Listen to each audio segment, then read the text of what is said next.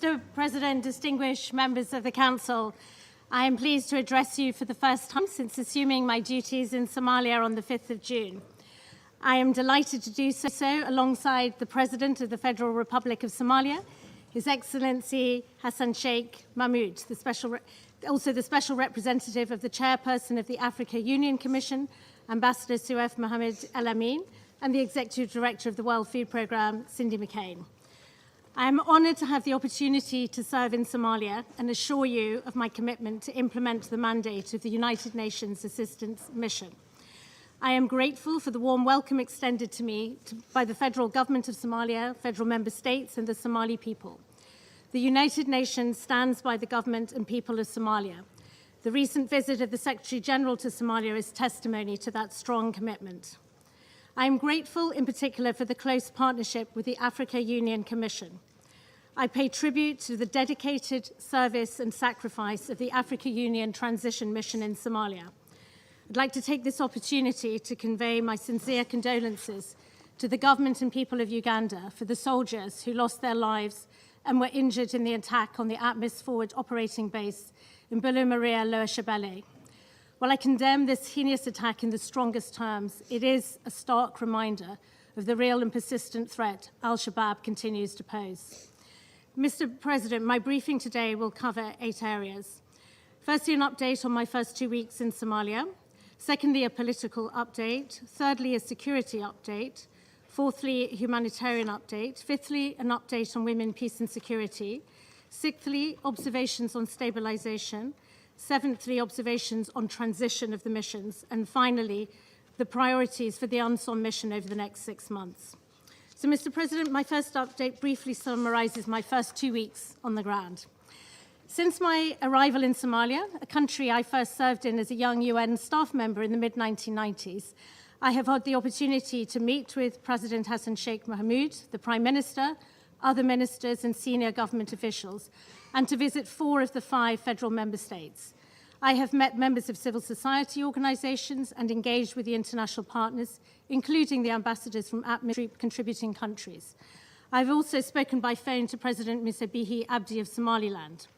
On my way here to New York, I stopped in Addis Ababa, where I met with the African Union Commissioner for Political Affairs, Peace and Security, His Excellency Ambassador Mankole Adeoye, and the State Minister of the Ministry of Foreign Affairs of Ethiopia, Excellency Ambassador Misganu Arega.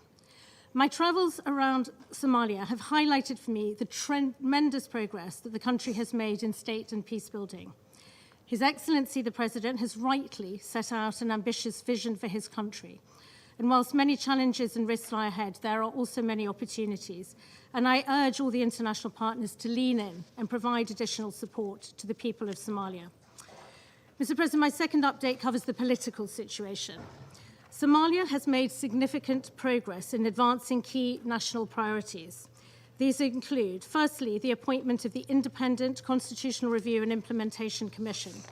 Secondly, the passage of 11 pieces of legislation, of which 6 have already been signed into law.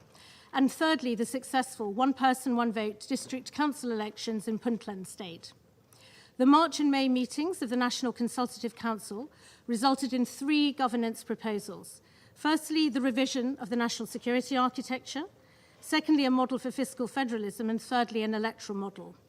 The proposed electoral model provides for one-person, one-vote elections at all the different layers of government. This aspect has been well received. Other elements of the NCC electoral proposal, including a shift to a presidential system, a move to 2 political parties, and the alignment of electoral terms, have received more mixed reactions. I therefore welcome clarification from His Excellency the President that the proposals from the NCC are a starting point for further consultation. With that in mind, I urge the federal government to set out its plans for a rigorous and inclusive consultation process, including precise options for consultation and clarity on how agreements will be reached before decisions are codified into law or fed into the constitution-making process. Puntland remains outside the NCC process, but has indicated it will engage directly with the federal government. I encourage this dialogue to start urgently to ensure the process is fully inclusive. Finally, under my political update, I would like to express my grave concern regarding the ongoing conflict in Lasanud. The violence has resulted to date in 308 civilian casualties, with 36 people killed and 272 individuals injured. I commend the efforts by all parties, and indeed this Council, to bring about a ceasefire. Following the press statement of the 7th of June, UNSOM good officers are at the disposal of all parties to help agree on a peaceful way forward. To this end, I've engaged key stakeholders and held my first phone call with President Bihi to convey messages on the importance of dialogue, cessation of hostilities, and humanitarian access. My third update covers the security situation. The federal government-led counter-al-Shabaab operations have largely been focused on the Middle Shabelle region, eastern Hiran, and Galmudug. During these operations, al-Shabaab has been degraded militarily and dislodged from a number of areas. This is a notable achievement, but al-Shabaab remains a significant threat.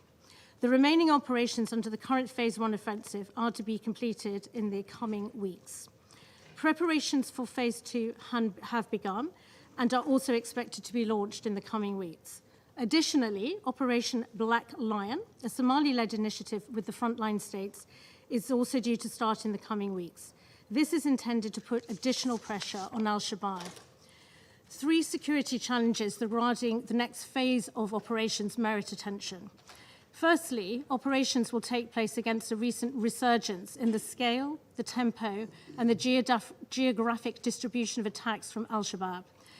Al-Shabaab's continuing capability and intent were demonstrated by its attack on the Pearl Beach Hotel in Mogadishu on the 9th of June, which killed 9 people, including 1 member of the UN family. Secondly, the next phase of operations, which moves further south, presents more challenging politics and clan dynamics. It will be essential to plan this next phase carefully to ensure the full integration of military and civilian efforts, including planned stabilization. Thirdly, operations will occur concurrently with the ATMIS drawdown, putting pressure on planning and logistics. Mr. President, my fourth update covers the humanitarian situation and the links to conflict and climate change. The current operation against al-Shabaab has created opportunities for humanitarian access to people in need. However, insecurity has also contributed to an extremely challenging operating environment for humanitarian agencies. From January to March, around 430,000 people across Somalia were displaced by conflict and insecurity. Approximately 580,000 people live within territories controlled by non-state armed actors, and most of those displaced are women and children. Somalia's overall humanitarian situation remains precarious, with 8.25 million people, that's half the population, requiring humanitarian assistance. Whilst famine has been averted due to a scale-up of humanitarian assistance and better than forecast rain patterns, the rains have also resulted in flooding, affecting at least 468,000 people and displacing 247 others. To address critical humanitarian needs, the 2023 Humanitarian Response Plan needs more than $2.6 billion. Halfway through the year, the plan is only 29.8% funded. I call on all Somalia's friends to increase the much-needed funding urgently. Drought and flooding are sadly becoming more frequent in Somalia due to recurrent climate shocks. Traditional pastoral livelihoods are under severe pressure, and we're seeing significant urbanization as a result, including an estimated 800,000 more people now in Mogadishu. This calls for durable solutions, including through urban planning and investments in different forms of livelihoods. Somalia urgently needs access to large-scale climate finance for resilience and adaptation, and this will be a priority for me going forward. My fifth update is on women's peace and security. The inspirational women leaders of Somalia continue rightly to advocate for their rightful inclusion in political processes and decision-making. The commitment made by Somalia's political leaders to a 30% quota of women representation in the previous federal elections remains unrealized. In the recent district elections held in Puntland, only 17% of those elected were women, which is down from 27% in the first phase. Women's participation and representation needs to be codified in relevant legal frameworks, including the Constitution. As the first female SRSG in Somalia, I will be putting these issues at the forefront of my work. Mr. President, for the sixth part of this briefing, I would like to make some brief observations on stabilization. Stabilization activities continue to be implemented in areas recovered from al-Shabaab.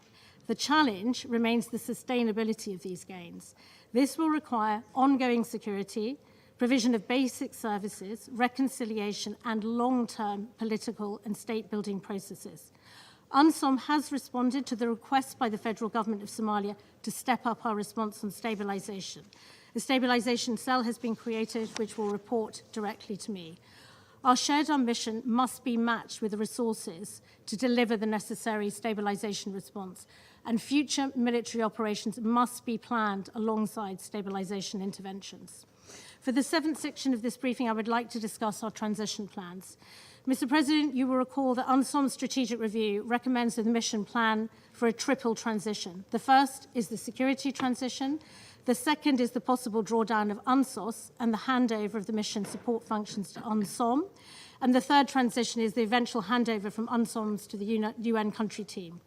These three transitions are interdependent, and we cannot make decisions on one without carefully considering the consequences for the others. The overriding driver is the security transition. As we will hear from His Excellency the President and the SRCC, the planned June drawdown of ATMIS and handover to Somali security forces is proceeding. My provisional assessment of transition going forward is that the complexity, the constraints, and the pace of transition process presents risks. This will be challenging. I have started by forming a transition cell to ensure coherent mission-wide planning. That team is now working intensively on transition in collaboration with all relevant stakeholders. I would like to reassure members that we are identifying the questions that need to be addressed, but many of the solutions will demand a collective endeavour. Mr. President, for the eighth and final section of the briefing, I will conclude by highlighting my top 5 priorities for the UNSOM mission over the next 6 months. My first priority will be preparing the United Nations for the 3 transitions ahead, taking account of the challenges I have outlined.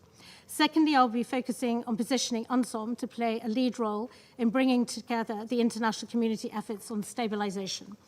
Third, I will be prioritizing supporting the various elements of the state-building process, in particular those related to the elections process, ensuring inclusive consultations, including with Puntland. Fourthly, I will support ongoing efforts to bring the conflict in Nasanu to a peaceful conclusion. Fifthly, I will support the government of Somalia to achieve HIPIC completion and an associated shift from